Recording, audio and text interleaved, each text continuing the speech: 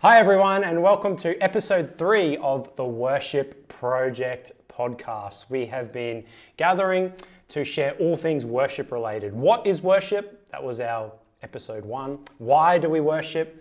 That was our episode 2. And today we're going to drill down and we're going to have a look at corporate worship, or in other words, when we gather together as a body, as a group of people. What does that worship space look like? Is there a space for that? And then we're going to look at individual worship. So if you want a dichotomy, we'll say corporate worship versus individual worship. That's what we're going to explore today. But it is episode 3. So if you've missed the first 2, please pause, go back, look at those episodes, because we're building. Each of these episodes really is building. We've covered a lot of ground. And so I don't want you to miss out on any of that valuable content. But team, as we look at this question of individual and corporate worship, I'm wondering if we can share a little bit more about our own backgrounds, a bit of our own contexts, and that type of thing, just in a small bite-sized segment, because I think it's important for our listeners to hear where we all come from. So Kira, would you like to share what's been a bit of your individual, what's been a bit of your corporate worship experience? Yeah, sure. I'll share individual first. So I grew up in a Christian family, and we were part of the Adventist faith, and what it was so cool to be able to grow up with that. And as we grew up, we started with the little My Bible Friends books, and they'd get read to us, and the Bible get read to us. And then as I got older, I decided to take more of that on for myself. And what a blessing it was to be able to do Bible studies and get baptized and just really start to read Scripture for myself. And as I've gotten older, that's kind of changed up a little bit. Sometimes for me, worship can be playing a song. It can be doing a Bible study that's a bit more in depth. I love Bible journaling, and especially Bibles that I can write in the margins of. And that's so fun because you can dig in super deep. And sometimes, got to be honest, sometimes personal worship is opening up my Bible app and looking at the verse of the day and reading the devotional. And that's all I can manage that day. And that's just been transparent. And then switch gears, I'll do corporate as well. So I grew up in Sydney and in this awesome little church called Dayne Church. And it was a really good church to grow up in. But the thing is, when you're a teenager and you're one of the only teenagers at the church, you start to feel a little bit because I was looking around, I was thinking, I don't know about, this music isn't really for me, and I don't know how I feel about this. And I kind of got to a place though, as I got, I got a bit older, I got into university, and I was like, actually, I really like this. And I think because I got to have different expressions of worship as well. And in one place, it was a little bit more what we'd call traditional. And in other places, it was a little bit different. And so I started seeing beauty in every expression of that. And now I get to pastor at Caboolture Church in South Queensland. And it's really cool. It actually reminds me of my home church, Thornley. Just a lot bigger. And what I love about the church is that there's a willingness to come together to worship God and to see this community come together, even though there's differences, and someone likes this song and someone likes this song, and it all comes together, even in spite of these differences, to form this beautiful family. And we still get to worship together. And some weeks people love some of these songs, and other weeks people love some of these songs, or they love the sermon one week and they love the sermon another week. And it's cool to come together in spite of our differences. And that. No, that's awesome, Kira-Leigh. Ryan, would you like to share a little bit about your context and background? So growing up, Dad was Roman Catholic and Mum was Seventh-day Adventist. I grew up, I was super blessed. I got to go to church twice a week. You take that, everyone. I grew up going to church twice a week. But for my mum, if I'm here as a pastor, as a Christian, it was the family worships that my mum did, and religion was a hot topic in our home. It was actually a very hot topic, and my mum would always be trying to get faith into us. A little divergence, but I had a few arguments with my dad as a teenager and in my early 20s, and one of the things I found out was that he assumed that sending me to a Catholic boys' school would impart faith to me that he had, because that's what had worked for him. And I said to him, look, actually the reason I've journeyed towards the Adventist expression of Christianity was because Mum poured into me. And she read My Bible Friends and the big blue set. I always forget, what is that one? It's not My Bible Friends, it was Bible something. The Bible Story? The Bible Story. Maybe? So Mum used to read that to us, just little parts. That was our worship.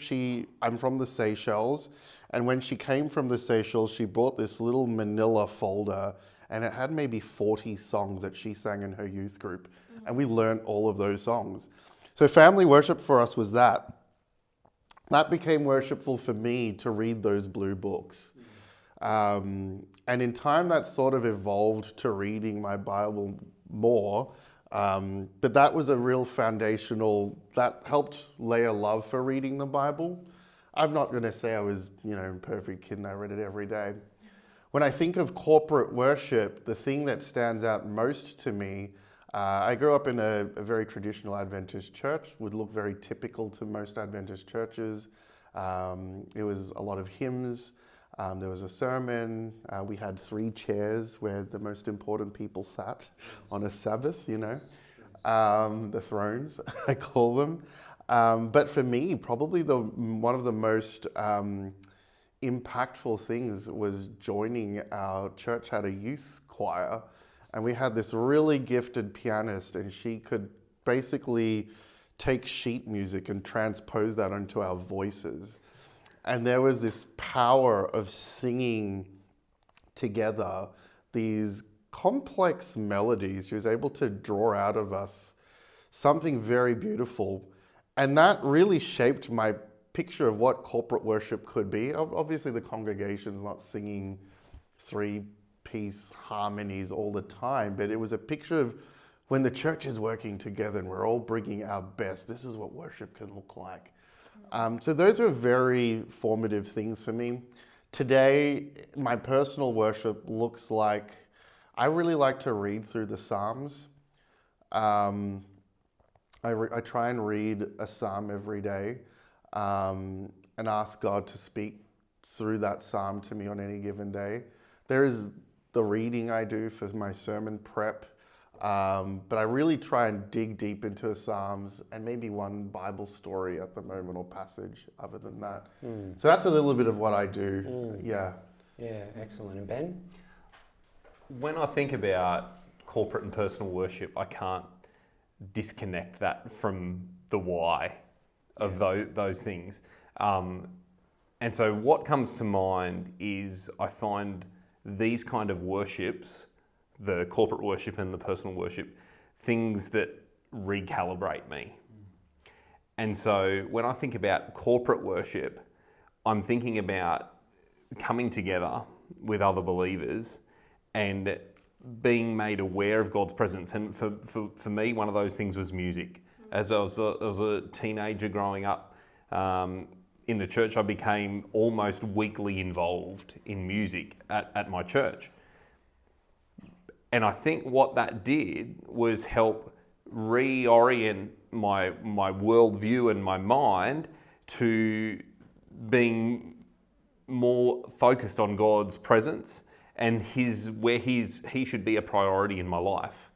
And so that's where I think about, from a corporate perspective, that's kind of my experience in that place. More recently in my personal journey, and if I stick with that recalibrating idea of what worship does for me in that personal sense, is that I was listening to a podcast and the presenter was advocating that what we listen to, what we consume or what we view at the very first moment of awakening and what we take in at the very last moment of being awake is key to how we see our whole day. Okay. And the way that he presented that was that it's like the thing that you pick up first is the lens that you put on, that you see everything else that happens throughout the rest of the day. Now, I'm no psychologist, so I don't know how legitimate that is, but just from an anecdotal point of view, one of the things that I've been challenged with is to try and make sure the very first thing that I look at or do when I wake up is something that recalibrates me towards God. And as I say, this is just anecdotal, but for me, that has made an impact in my world because that's the lens that I start the day with. It's the lens that I start talking to my wife with. It's the lens that I deal with my kids. It's the lens that is there. And sure, there's a whole heap of other lenses that come on top of that. Yeah. But that is something, and even at night, you know, what's that last thing that you're recapping your day with? And for me, I've found that from a personal perspective, I need that to be God because I really want him. Sometimes functionally, I don't behave that way, that God's the number one, but I want him to be. So to me, that's a way of trying to recalibrate the way that I think to put him in that number one place. Yeah. It's good that we've got, you know, different areas, different walks of life we've been able to come because I suppose my contribution perhaps to this discussion is that I don't grow up in an Adventist family, in an Adventist context. My parents were Christian and godly Christians, and they were a wonderful example on me. And my primary sort of church setting was more of a Pentecostal charismatic kind of group. And that was where, you know, corporate worship happened for me. But it's interesting because coming into the Adventist church as an adult, we use these phrases like family worship, okay? And when I first heard that, I'm like, what's family worship? Like I just don't have no idea what that is. I mean, I can kind of read between the lines and understand that it must be something that mum and dad do with the kids before they go to bed or when they get up in the morning or something like that. But it was just the way it was framed and presented to me as an outsider coming in. Family worship, it was new to my vocabulary because in my Christian context growing up, yes, of course we were encouraged to read the Bible, and indeed we did read the Bible. You know, of course we, you know, listened to music, to worship music and all that type of thing, but it just wasn't ever packaged as this is family worship. Yeah. You know, and it's just an observation. That just is what it is. I'm not saying that we're right or that we're wrong in packaging it as family worship, but it's just interesting that we've maybe what the implication of us using that vocabulary is that we're sort of trying to define worship in ways that we're sort of trying to move away from a little bit as part of this podcast. Where we're trying to broaden our understanding of worship, but if we continue to insist on calling, you know, sitting down reading the Bible, if we call that worship, then is that helpful? Is it not helpful? I don't know. That might be a discussion that we have presently. But nonetheless, so my corporate worship experience has been in churches outside the SDA church. Family worship, well, yes, but it wasn't framed that way. And of course now, being a pastor in the Seventh-day Adventist church, I've had the privilege of pastoring in more traditional churches and also more middle of the road and more contemporary ones. And in fact, it's interesting because my current ministry context at Springwood Church, I actually have both. Yeah. So we're one church, but our one church has two services that run at the same time. One is our traditional church, which happens in a church with exactly what you would think about church with pews and then we have at the same time a contemporary service that is exactly what you would probably assume in a contemporary service, where we have, the band up front, we have the lights, and it's not pews, but it's the chairs, and it's more of an auditorium sort of thing. They both happen at the same time at my church, so I kind of get the best of both worlds, which is fantastic. But I raise that to say that there is a place in Adventism for both of those expressions of our church to work together, and I can testify that I get to see that on a weekly basis, that both of those traditional and more contemporary expressions of corporate worship do work together. We all love each other. We all serve on the same board. We all serve on the same committees, and we're working together to influence our community. And so I think that, of course, I'm proud of my church as a church pastor, and I'm definitely biased. But I just say that to say that in our conversations now, we're not for 1 second suggesting that the church ought to lean in this direction or it ought to lean in that direction. I don't think we don't want to give off that impression, because we believe that worship transcends what the liturgy or and instead these things can live together. So that's corporately. And individually. Look, my goodness, it's taken on all sorts of expressions over the years. Presently, my practice is to read through not just like one verse, but to read through good chunks. And I feel that that's a habit that I need at this moment in order to really grasp narratives and to grasp stories, rather than just little isolated verses, which can sometimes be our temptation, especially if we're reading through devotionals where sometimes it's just one verse and a whole lot of commentary. But if we're reading a couple of chapters each morning, I think for me, I'm finding a lot of benefit in that presently. So we share that with our listeners, because we just want you to know that we're normal people. We have our context in which we come from, and we hope that they can actually not be diminished, but shine in our presentations and in our comments. And hopefully you resonate with at least some of our stories in one way. But let's just focus on corporate worship just for a second. Let's let that be our attention, and we'll get to individual worship later. But let's just look at corporate worship. What are some of the benefits around corporate worship? And maybe we'll ask the question: is this Christian life? Are we supposed to live as hermits? Right? What's the purpose? What's the benefit of corporate worship? What should that look like? And Kira, would you like to maybe just start us off? Like, are we supposed to be hermits? Like, what's? Yeah, that's been an interesting question, right? And it's been one that I've been thinking about for years. Sounds weird, but the basic thought is, you have a hermit. They live in the mountains. They love Jesus. Are they getting a full Christian experience? Yeah. And I think they are certainly saved if they love Jesus, but I think that they're missing out, because I think that God has given us the church for a reason. And I think that it's really, what a privilege to be able to engage with it. In 1 Corinthians 12, and we find this idea of the church as the body, right? Yeah. And I think if you're isolating yourself, then you're missing some body parts. Yeah, indeed. And Ryan, what's the benefit? What's the reason for this corporate worship setting? Yeah, the word, the body, just come to my mind. I think we've referenced that we listen to podcasts, but one of the podcasts I listened to a while back, which was really shaped my thinking on this, was The Rise and Fall of Mars Hill, and it looked at sort of mega church culture. We're not having a go to anyone in the mega church system, but often in church settings, mega church or otherwise, there's this tendency to build up a singular figure who becomes the face of the church. And so much pressure is on that person to perform, and we can overlook a lot of their foibles to let them shine in a speaking capacity. And when they sort of looked under the hood, they're like, it's really been detrimental to the church when we see that happen.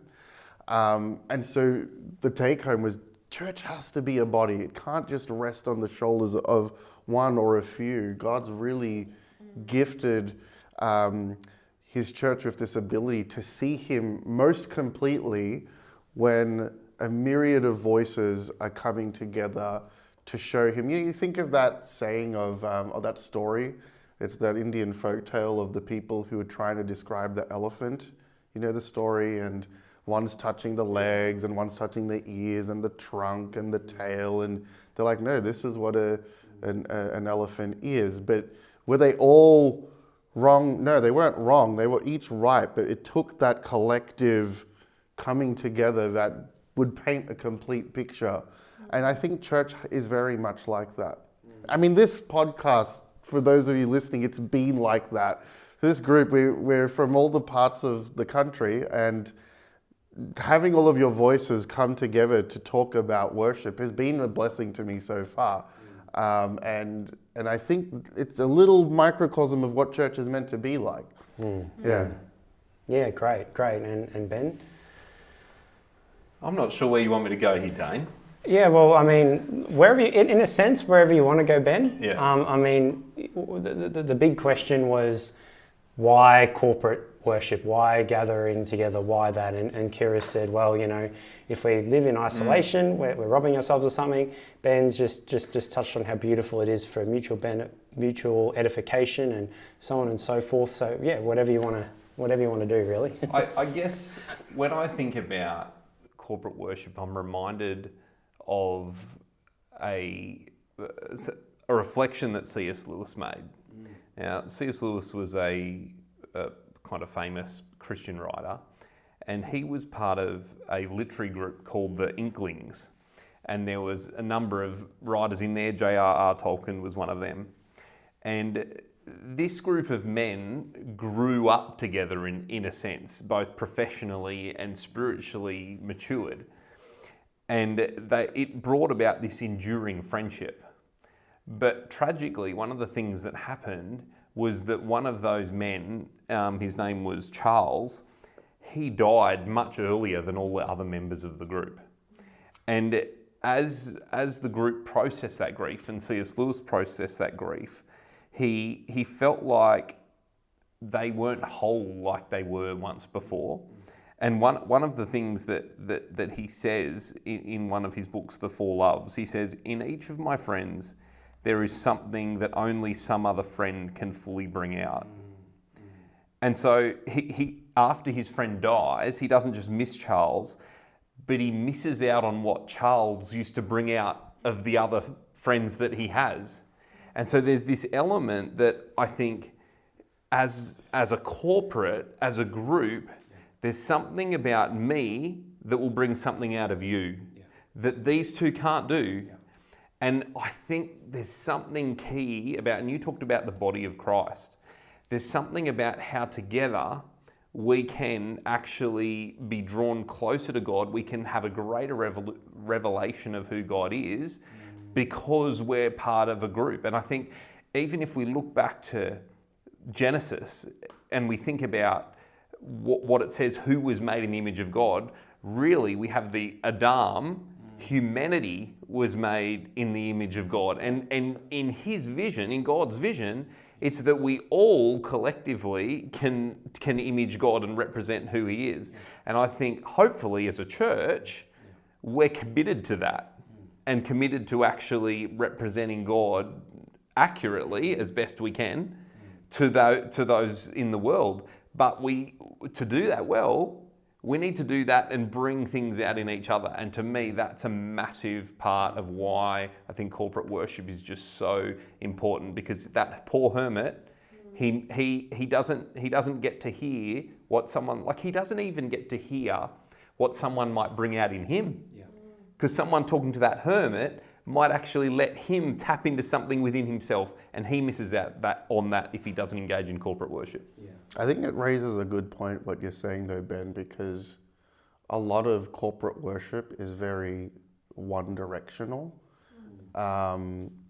It's people at the front sharing, but we need to find the spaces to share with each other. And I think if that's something that could come out of our conversation. I think we'll move in a second to some of the challenges, and perhaps there's some challenges in the way that we stereotypically do corporate worship. But I just want to build upon a thought that you shared, Ben, around, God created us as one humanity. Okay, and of course, when we look around the world today, I suppose, can I say, the spirit of this world does a very, very good job at actually fragmenting that picture of humanity. Yeah. You know, there's these ethnic groups. There's the older people, the younger people. There's the people who are New South Wales supporters and Maroon supporters. I started that in the first podcast. Sorry. But the world actually wants us to separate and to be in these fractions and these groups. But of course, the ultimate picture we get of the new creation is that there is no, like, every tribe, language, nation, tongue are all together in the one creation, praising God. And I say all that to say this, right? That why go to church? Well, actually, by the power of the Holy Spirit, we've got this mandate to bring what will be a future promise. We're called to make that a reality in the present. Yes. Okay. Come on. That as the church gathers in all of its plurality, in all of its diversity, right? It's actually to point the world toward what is going to come. And the passage that I turn to for this is in Ephesians chapter 3. And I just want to unpack some of these verses because I think they're so important for framing this question of corporate worship. Because Paul says in Ephesians 3 verse 2, he says, "Surely you have heard about the administration of God's grace that was given to me for you. That is, the mystery made known to me by revelation." And as I've already written briefly. So Paul's saying, surely you've all heard about the grace that's been given me to share with you this mystery. And we're going, oh, what's this mystery? Oh my goodness, what are you talking about, Paul? This is exciting. And he goes in verse 4, in reading this then, you will be able to understand my insight into the mystery of Christ. And we're leaning in now because we're going, what's the mystery of Christ? What's this mystery? This is great. This is fantastic. In verse 6, this mystery is this, that through the gospel, the Gentiles are heirs together with Israel. Okay? That we have this. So in the first century, you got the Jews over here, and you got the Gentiles over here. The Gentiles are these unclean, filthy, immoral, and whereas us Jews, we've got it all together, we're perfect. But the mystery of Christ is that through the good news, these two separate fractions are members of the one body and sharers together in the promise of Jesus Christ. That the gospel is about deconstructing these boundaries, deconstructing these separate, and it's bringing this humanity back together now. And then I love verse 10. His intent, God's intent, was that now through the church, the manifold wisdom of God should be made known to who? To the rulers and authorities in the heavenly realms, according to the eternal purpose that he accomplished in Christ Jesus our Lord. In other words, as these different people come together and as stuff works, as they're united in peace, as they're united in purpose, as they're united in worship, right? This is actually a spectacle to the principalities and powers of the wisdom of God, because the fact that these people are here getting along is a miracle of God, because this does not happen in the world, right? If you put these people in a room, according to the world, these people are at each other's throats. They're ripping it. They're waging war. They're this person, that. But actually, oh my goodness, look at this ecclesia. Look at this church. It's Jew and Gentile. It's slave and free. It's male and female, and they're getting along, and they're sharing a meal with each other. And what is going on here? This is a miracle of God. And it's like, well, yes, my friend, this is the power of the gospel on display in front of you right here and right now. And guess what? This is going to be our reality for all eternity. One day when he comes again. Why not receive his Holy Spirit and be part of this now? Like, what I'm trying to say is that there's a missional aspect in our corporate worship gatherings. And who wouldn't want to be part of that miracle? 100%. Who wouldn't want to be part of that miracle? Today I think it's so, like you say, it's like this testimony to this kingdom that's coming, right? And like you said, there's so many things that try and just divide us and tell us who to be. And I think especially, something that's becoming increasingly relevant is we look at the United States and we see what's happening there. And there are people who will refuse to worship with somebody who does not share the same political view as them and who thinks that they're wrong and refuses to even, acknowledge them as a Christian brother and sister. And I think it's so fantastic that we get to come together with our different even political views and everything else. And like you say, it's that pointing to that future reality, and it's even more important that we keep intentionally doing that. So we gather corporately because, yes, it's great because we get to mutually edify each other and bring. But my argument is that we gather together corporately because that is our mission to resist the divisions and the evil in this world by saying we're going to come together and we're going to be one body. So yeah, because I guess the temptation is to say, oh well, when we come together for church, it's just for us. Yeah. And you can kind of see that as, oh, well, isn't that a little bit selfish? It's almost like you're going into a club, but you're saying it is missional, and done right, church is 100% missional because it's such a cool opportunity to involve new people in this family to grow even larger in that. It drives home hard the words that Jesus said, "The world will know you're my disciples if this group of people can love each other." Yeah. And you're like, man, all these people from all these different parts of the world and these different walks of life, to be able to do that is a powerful witness for the gospel, like you've said. It's something we need to keep striving for. Oh yeah, quite. And indeed we will strive for until we've been given our new resurrection bodies that are free from the powers of sin and death. But these are some of the great benefits, and I hope we've been able to persuade our listeners in some way that, hey, going to worshiping corporately is a good thing. But let's be honest. Okay, we're all pastors. We've all lived in this world for longer than like a second. There's challenges. There's things that we see in corporate settings that, are they constructive? Are they beneficial? Are they just things that we've done because we've always done them? And is it time to let some of these things go? I want us just to explore some of these challenges that we have in terms of corporate worship and what that means for us as people who want to pursue authentic corporate worship. I can't help but thinking when you share that is the disagreements that can come along in corporate worship. And I think how do we love people? Like, how do we represent that miracle that you shared? And I think maybe, do we think it's natural that when we come together we should get along? Like, do we fall into the trap of, okay, we believe in Jesus, so we should all it's natural for us to get along. And I wonder whether by doing that, we lose some of the mystery and miracle of what you've just been talking about. Some of the mystery, yeah. And so I think about that and I'm like, how quick, is our first impulsive reaction to a trouble to pray and say, God, here we are again. We need your miracle because we're not getting along here, or, we don't know how to deal with this situation, or this person feels really strongly about this, but yet these people don't.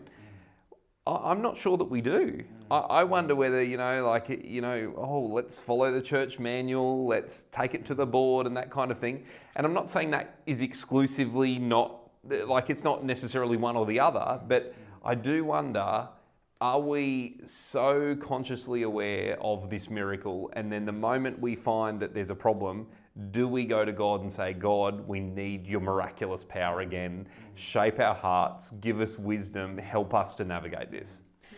A word that I picked up on that you said is the word mystery, right? Because I think in our corporate worship gatherings that there's a bit of a tension that we feel. I think we want structure and we want organisation.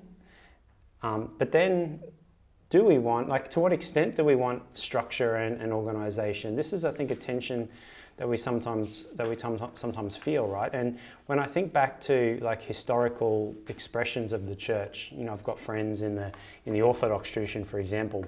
One of the reasons why they gather corporately is to participate in the mystery the incarnation, the mystery of communion, or they would call it, like, the Eucharist.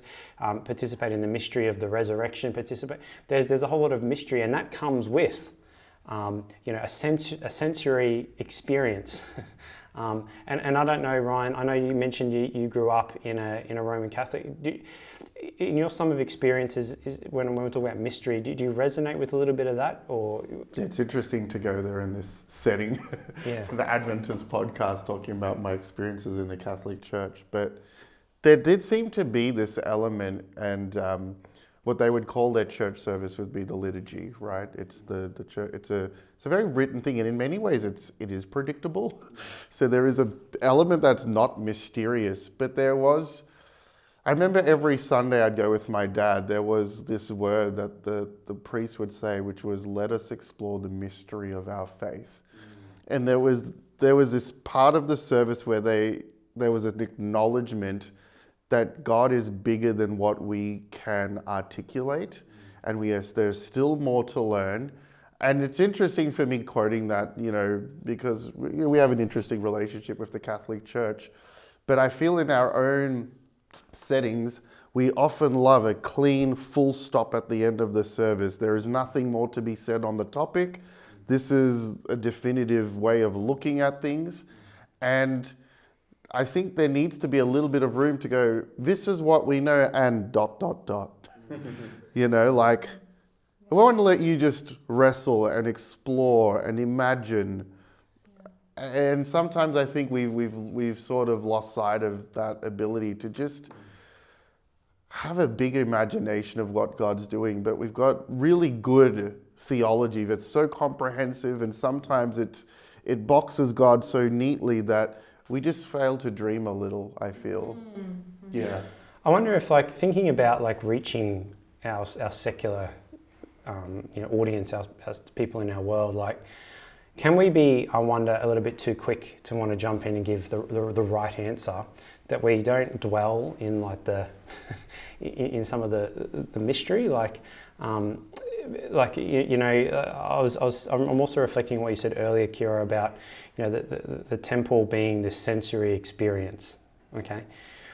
And when we go to church, how does that translate? Like, the temple was full of symbols, which created a sense of mystery and transcendence, and God is wow, and and we're in wonder and we're in awe. And I suppose now, when we reflect on our current structure and our current liturgies, for want of a better word, like, is there something that we're missing? Like, is anyone willing to explore that a little bit more? Yeah, I think that there needs to be maybe a willingness to get a little bit more responsive. And we do respond to God at corporate worship, Many people would say it's not a church service if you don't sing. And the great thing about singing is you have these people leading out, yes, but then how beautiful is it to have the congregation singing with them and responding? And I think that's part of the experience, because oftentimes you're even standing as well. So that gives us added element to it, right? And I think just creating little touchstones where you can, that just involve more of the senses even. And I like what Ben said in that episode as well. You're not just doing it for the sake of it. You're not just doing it because you want things to look pretty, or you want anything else like that. No, you want it to point to Jesus. And I think that when we consider our current models of church, sometimes they don't quite cater to the way that we actually learn. Because we learn through these different through our different senses, and God 100% knew that. Any of you guys, random question, any of you guys ever participated in a Jewish Seder, like the Jewish Passover meal? Oh, guys, you have to do it. Okay. There's a Messianic Jewish group in Caulfield here in Melbourne, and every year they invite the community to participate in a Christian reading of Passover. doing that just added so many layers to this simple thing that we do, maybe once a quarter in an Adventist setting. But there are all of these layers, reading the story of the Exodus, but through a Jesus lens. We ate like the bitter herbs, which is for them is not a bitter herbs. We had horseradish, and I'm watching these little I sat at the kids' table. I don't know how I ended up at the kids' table, but I watched these kids. Yeah, it's telling. They got this teaspoon of horseradish, and I'm like, how much do I get? Like, get that, pile it up, and I stick it. That thing burnt my mouth. I'm like, oh, whoa. The water just started flowing from my eyes. I'm like, why did you do that? You're meant to have tears. And I'm like, yeah, a little bit won't give you tears. You need a lot. I've never had any experience like that in church. I'm not saying we should participate in a Jewish Seder, but it was interesting to see how tangent the experience of Jesus' journey to the cross was made through participating in this meal. It was really beautiful. If you could do this, guys, it was really cool. My understanding, reflecting on history, is that one of the emphasis of the reformers was to get back to the word. Okay, which is great. As Adventists, we say amen. The word ought to be prioritized, ought to be the basis of our faith, of our teaching, of our doctrines, etc., etc., etc. But I think the reformers, as a result, their ecclesiology, or the way that their church was run, now became like the preacher's sermon became the focal point, and can I even say that the primary reason for why everyone would gather to worship corporately, okay? And that's great, but when I just reflect on some of the benefits of corporate worship that we just spoke about mutual edification and participation and everything like that, I just wonder whether if we limit our corporate worship services to merely be a preacher preaching, which is great and which is fantastic and which we ought to continue doing, but are we robbing ourselves of a more richer, of a more fuller corporate worship experience if we don't think about how we're constructing our services to involve more participation, to have some mystery, to have some sort of, whether you call it symbolism or some sort of, is there, how can we flesh this out? This is what I'm trying to get a sense of. And I think the cool thing that we have within Adventism is that most churches do communion once a quarter, right? And that's where you come together, you do foot washing, and you do the bread and the grape juice, right? That Jesus set up all the way back on the night before he died. He set that up in a table, sitting around a table with his disciples, and told us that we'd keep doing that until we were able to do it with him. And I just think it's so interesting, right? Because I don't know how you've seen that service, but when I was growing up, by the way, I love my family and my parents will probably listen. So, hello guys. But the thing is, when I was growing up, if it was communion, we would either skip church or we would be at church. But when it was foot washing time, we would stay and we'd listen to the kids' story because nobody was getting near these feet. And those are basically the two options, right? And then I'm going to be honest, when I started studying theology, when I was preparing to be a pastor, I still hadn't done a foot washing. Wow. I hadn't. And because I continued going to church with my parents, and then when I was going to church at college, it was a very big church that I was going to. It was at the uni campus. Big challenge for them to do it, so they didn't do it very much. But then one Sabbath they did it, and I looked at my friend and I was like, I think I've got to do it. I'm gonna be a pastor. I've got to go wash feet. And it was just the greatest experience to be able to do that.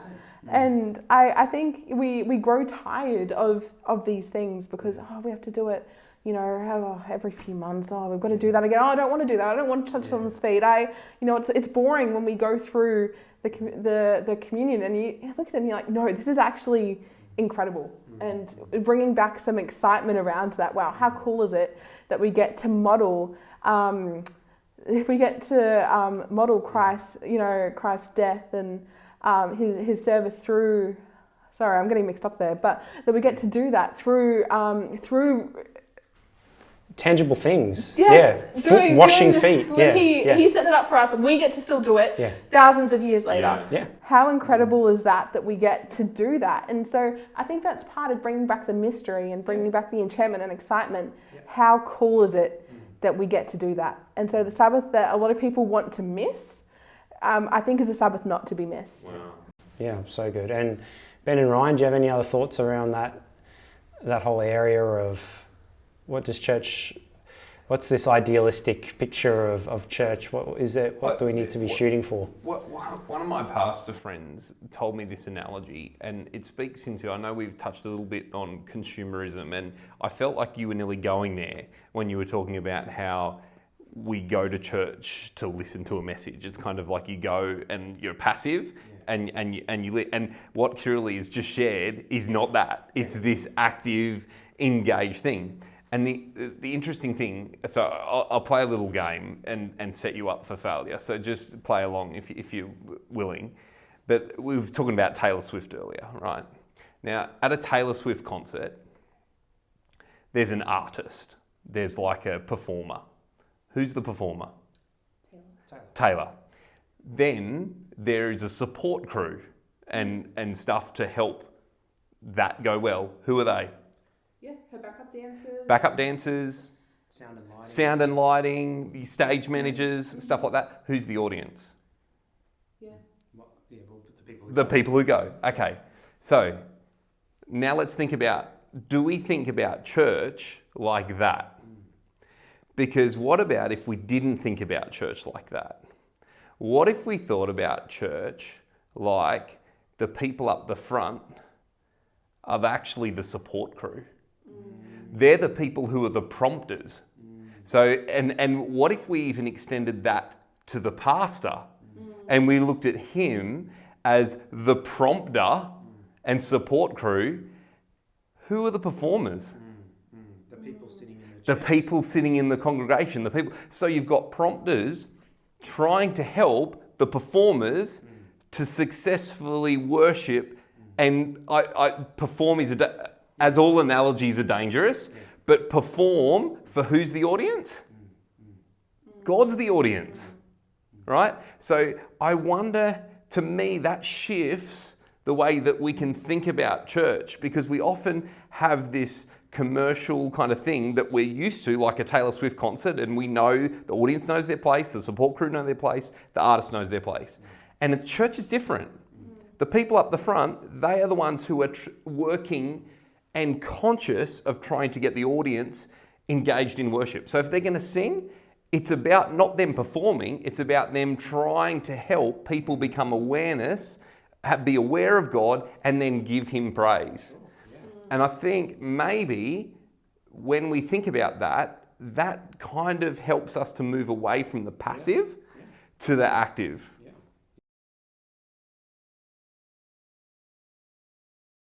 Yes, so, much to add, or? it's a subject I think on a bit. We're talking about, I guess in some ways the subject is ecclesiology, right? How do we do church? It's a topic I've been really interested in. At one point I thought, oh man, house churches have to be the way, because that's what I see in the New Testament. And I got off of like the way we do church today. And God had to lead me through this journey of appreciating that house churches have their place. Your traditional looking Adventist church has its place.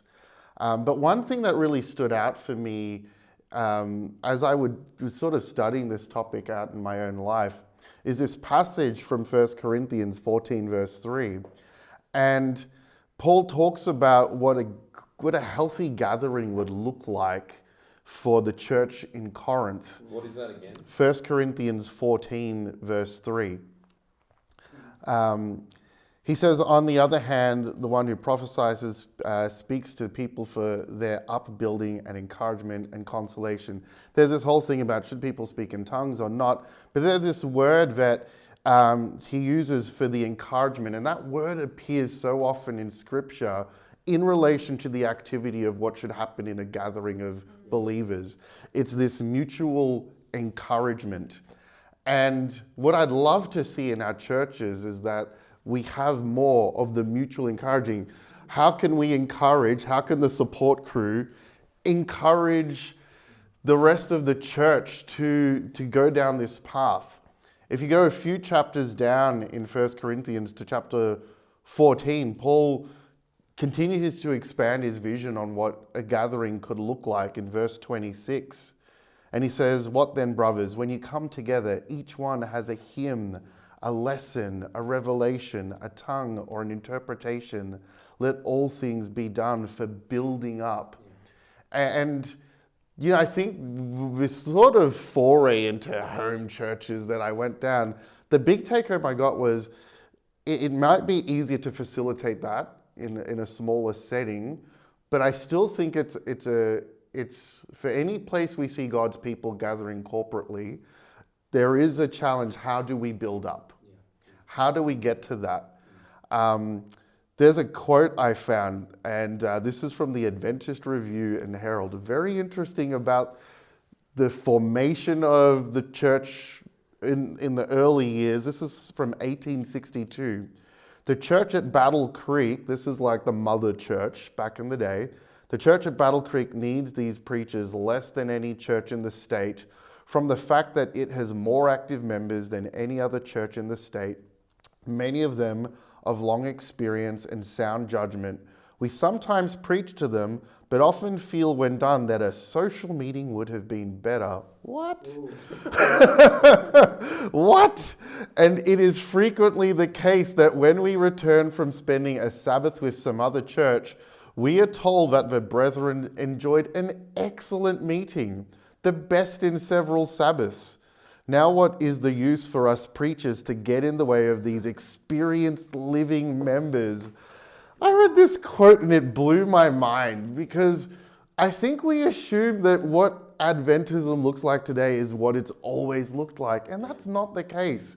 There were large Adventist churches where people were building each other up and bringing each other closer to Jesus as a result. And my heart is that I'd love to see our churches realize that more.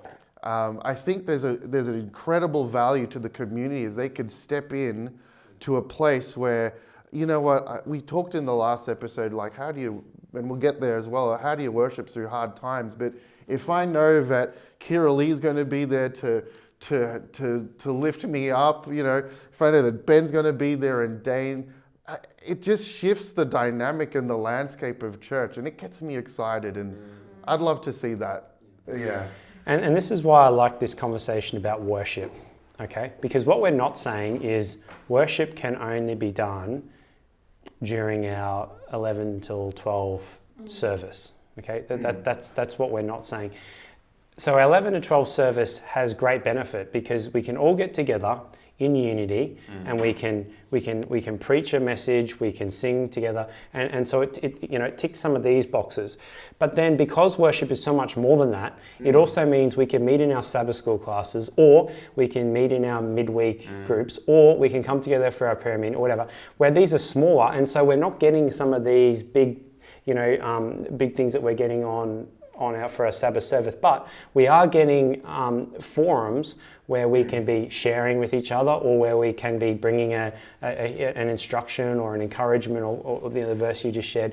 So we've got all these things in place as a church, and I'm not saying that we're perfect, and I'm not saying that there's not room for us to explore other options, but when we look at worship holistically, right, when we go service on Sabbath, when we go midweek gatherings and small groups and Sabbath school classes, we're starting to get this comprehensive picture of how we can actually do all these things that we've been talking about. So I think the encouragement to our listeners is to say, think of worship more broadly than just this. Engage in all these things that the church does, because it's only through that you'll be able to live out some of these biblical mandates that are actually given to us as a church. And that overflows, or maybe it doesn't overflow, but that has a link now to us as individuals. Because we've been talking about corporately and gathering as a big church and gathering as small groups, and this is all great, but what does worship look like for us as individual people? Because this is related but also separate. And I just want to pivot now to just talk about worship as individuals, and what are some of the benefits, but what are some of the disadvantages or challenges, or like on the flip side, if we only ever gather in corporate and never do personal or family worships, what does that look like? So this is where I want to head now. But actually, as I look at the time, my goodness, can you believe that we've almost been talking for an hour about corporate worship, which is fantastic, and we ought to have done that. So what we're going to do, I think, is we're going to push individual worship into its own episode. Yep. It might be the next one or something like that. So look, in light of the fact we don't have time to really dig deep into individual worship in this episode, I think there's just a couple of things that we still need to just say to fully land the plane on this corporate sort of context. And when I read the Bible, we've touched on this briefly, but when I read through the Bible, there's this idea of sacrifice that keeps coming. I mean, it's very vivid in the Old Testament. We're bringing and we're literally sacrificing. But listen to this, Ephesians 5:2. Paul says, "And walk in love as Christ also loved us and gave himself up for us as an offering and a sacrifice for God for a sweet-smelling aroma," right? That's talking about what Jesus did for us. But I think there's a sense in which when we are worshipping corporately, there's an extent to which we're also imitating Christ by offering something, by sacrificing something, there's something like that I just want us to tease out really, really quickly, because it's come up a few times already. So, Ben, I don't know if you have any thoughts to kick us off on that idea. I wonder whether there's, in the why we worship, we kind of talked about there's a little bit of tension between we do it knowing that we're going to get benefit, but that's not why we do it. Yeah. I wonder whether we're seeing that playing out here in this corporate context, in that we know that we're going to get a benefit from going and participating in this corporate worship, but that shouldn't be the why, because there's actually something, we want to worship God and we want to have him in the forefront of our mind, but we also recognize that that's going to benefit ourselves, but with corporate, it's going to benefit others. So when we go to engage in that corporate worship, do we have a mindset that it's like, this is all about me? Or do we have a mindset of, this is about me, but I actually play a role in helping my fellow family members to connect with God too? Yeah, exactly. I love that. But Kira and Ryan, anything to jump on this idea of offering, this idea of sacrifice? Look, what do you do if you go into a church that's not quite your style? Do you go, not for me today, I'm leaving? Or what's your response? What's your posture? I think that you still can, you still worship God in that, even if it's not your style. I think just recognizing, wow, how cool is it that everyone here is praising God? Everyone here is worshiping together.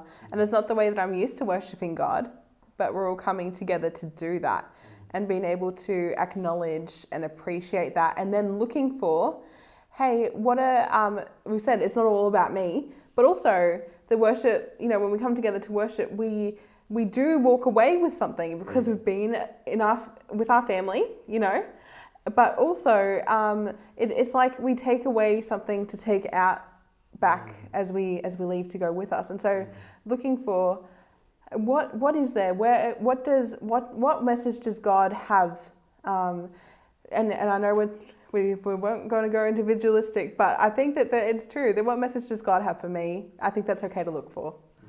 I'm excited. I didn't know you were going to ask that question, Dayne. I've got a mate, and he told me this when I was a teenager, and mate, epically wise, and I'm so grateful he did this, because I was whinging to him about a church service that I was in. I was like, come on, this is, blah, blah, blah.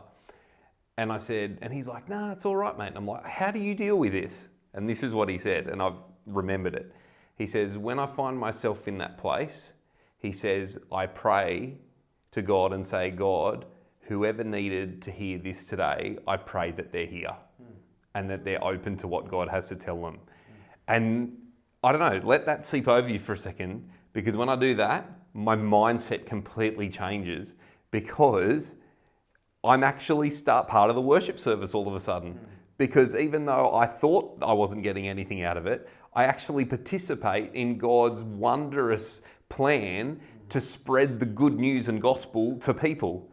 And so to put myself in a place where I say, God, please help the person who needed to hear this to be here today and to hear what you have to tell them, it shifts me. And I've tried to hang on to that. And in a sense, that's your offering. That's your... Yeah. So I still get to participate, and I still, even though I thought this was not my thing. Ryan, I just want to give opportunity for you to say anything. I know I resonate with everything that you've all said. I've been mulling it over and drawing it into the situation. A lot of pastors will find themselves in at one point or another, is where you're placed in a church and the worship style or the way that the service is conducted is so, it's different to what you do. And you have the luxury to just get up and go. And I've found in my ministry at moments there's this desire to go, well, I will make them like what I like. And God has to step in and go, whoa, like, son, step back, like, just have a look at yourself. Like, this is really not a good posture to have. And I love what this person in your life said, Ben, because I've realized God needs all of his churches to reach the world. He needs all of the different expressions we have. We've just come off a season of praying together for our church, with my church, for some direction. And yeah, it's a very traditional church. And I found that God has brought, through this time of prayer, about 4 or 5 people from the community. It was one of the prayers I had. And in my heart, I was wondering, God, how will they receive a very traditional Adventist church? And it's been just what they've been looking for, time after time. And if I was to impose what I like and what I want, would it have been the right thing? I don't know. Maybe not. And so God can use that. And I think it takes that humble posture. It's very humbling to actually go, okay, God, I'm going to place myself in a position where not what I want, but maybe what's best for the community. It's been a hard thing to come by. And we're all changing as well. We're not, I don't know about you guys, but I have changed over the course of my life. So to expect everybody else to like what I like is a bit of just a false way of thinking, because I too have been changing over the years. Yeah. Just for what it's worth. Yeah, no, fantastic. So look, in wrapping this up now, this corporate worship thing, what we're saying really is that yes, corporate worship is important, and yes, everyone, you ought to be involved in worshiping corporately with a group of people, and that involves the what we would traditionally call the divine service. It involves smaller group Sabbath schools, but at the end of the day, right, worship is going to look differently for each and every one of us, because we haven't spoken about this, but I think we might go there in our next episode. But we all have different temperaments, and we have different ways of expressing ourselves and thereby connecting with God. But when we're all together corporately, there is this sense in which, yes, I'm here for me, but actually I'm really here as this is my offering. I'm really here because I want to make this thing work, because this is God's plan. And so I'm surrendering all that. And I'm actually here not for me, but I'm here for God. I'm here to give glory to Him. And if that looks like singing these hymns, or if that looks like singing this, or if that looks like talking to this person, or sitting next to this person, or giving up my chair for this person, then this is all part of my worship towards Him. And that's also a big sense of what we're doing when we worship corporately, and it's what I'm hearing from you, and just wanting to reflect back to you, just to get your nods of agreement to make sure I'm landing this in the right spot. So look, I suppose what's been alluded to, and I say this just as a bit of a teaser for our next episode, is that there is this link between our individual worship and what that means as we come to corporate worship, and vice versa. What we do corporately impacts in some way our individual worship space, and we were going to unpack that in this episode. We've run out of time, and so we're going to have to park that for another episode, but that's okay, because I think we've been able to have some valuable discussions. We've been able to share some good thoughts, and I hope that you've been blessed as you've tuned in today, and I hope that you are encouraged to go and back into your local church, or to attend a local church, and to be able to serve God and be part of the unveiling of this mystery that the gospel has brought to our understanding and brought to our knowledge as we act out now what will be our reality in the eschaton. So thanks Kira-Leigh, thanks Ryan, thanks Ben, and we'll see you all next time. God bless you until then.